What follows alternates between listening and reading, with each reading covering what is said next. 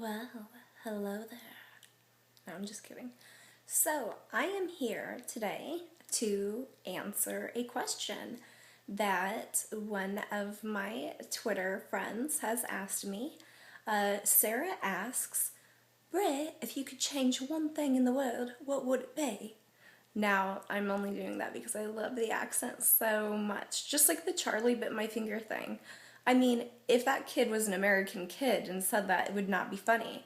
But because he's all like, Charlie bit my finger, then everyone's like, hey y'all, check this out. This kid sounds so proper saying that some kid bit his finger.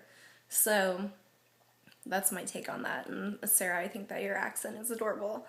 If I could change one thing in the world, it would definitely be for people to take into a greater consideration into what they are putting in their bodies. And this goes, and I'm not going to go too deep into this, guys. I try not to throw the whole vegan thing in your face. I know before I was vegan, I was like, oh, those crazy vegan, hippie, vegetarian people.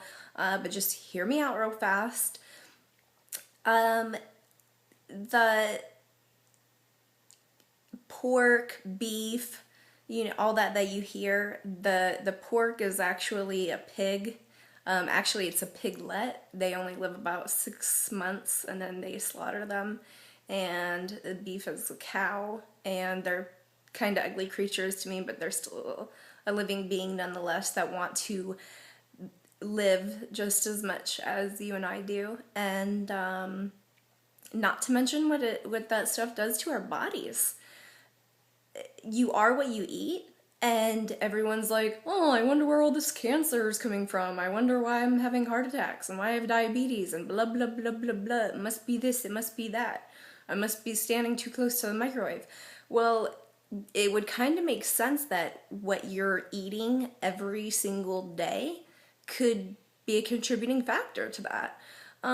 So I would say, even if you don't go vegan, even if you don't go fully vegetarian or something, to at least, try meatless Mondays. That's a new little thing that people are doing now. You just try to steer off of it a little bit, maybe get a vegan cookbook or a vegetarian cookbook and try some recipes out of it. There's so many great things out there that are so great for you. Talking from someone's point of view that went from raw to vegan, it was like going to heaven after eating just raw fruits and vegetables for almost a year. So that was really nice to be able to have the faux chicken sandwiches and all of that, which I've taken people to some of the vegan restaurants. Not all of them are great. You have to watch out what products you buy and where you actually eat out at. But some of the stuff, I have had friends say, and I mean, they don't realize till they're done eating it. And I'm like, could you believe that was fake chicken? They're like, shit, no, it wasn't. That was real. I'm like, no, this is like a vegan restaurant, or what you had off of the menu was vegan. So, yeah, that's what I would encourage for people. It saves about 200 lives a year for someone that does not eat any animal byproducts whatsoever. And a great book that I always reference, I would have never read it if I would have known it was about veganism or any of that. It's called Skinny Bitch. That's the one for girls. And Skinny Bastard is the one for guys. Even if you're already thin, or you're completely happy eating meat and you're like, fuck animals, I don't give a shit, blah, blah. It's just a great book in general. It doesn't only cover veganism. It just talks about all different kinds of products. Every single person I have referred to the book, they come to me and say after they read it, I can't believe I didn't know any of that. That is the most informative book I've ever read. It's not an opinion-based book. It's very just straight, factual. They lay it all out. They make it really interesting because they put all kinds of vulgarities in there, like fuck, shit, damn, all those ones that we love so much to use. So if I could change one thing in the world, I guess that would be it, is just for people to be more aware of what is actually going on, that there's not, happy frolicking cows and pigs on these farms, and chickens, they're all stuffed and cramped in these little cages and warehouses and being raised from birth just for us to eat them.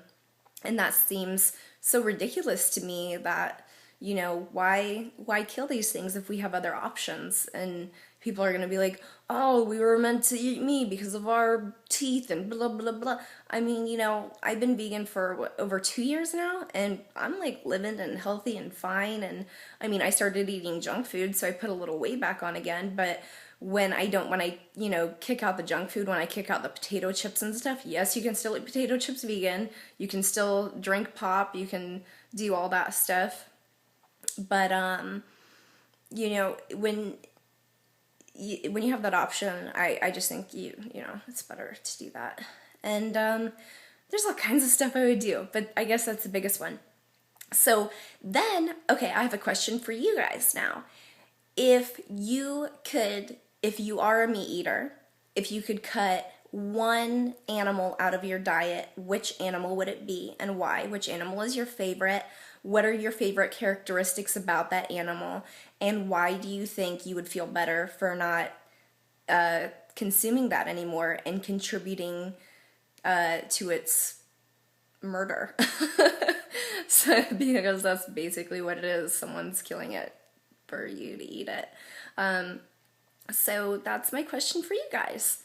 Okay, I'm gonna start doing these often. So, oh, and another thing is if you guys could send me your answer back in a video response, that would be awesome. You can post it here on Twitter, you can put it on YouTube, or I should say here on YouTube because that's where you're gonna be watching this, or on Twitter, or through Twitter via YouTube, however you wanna do it. Not all of us can be smart enough to figure out how to put vids up on Twitter like Sarah did. No, but I want to put it up on YouTube anyways. Okay, thank you guys. Thank you, Sarah. You are so super sweet. I hope that you do take my advice and get that book. It would mean the world to me if you read it and I heard your feedback on it. Yeah, I'd love to hear the response to your question too. Okay, thanks guys. Bye.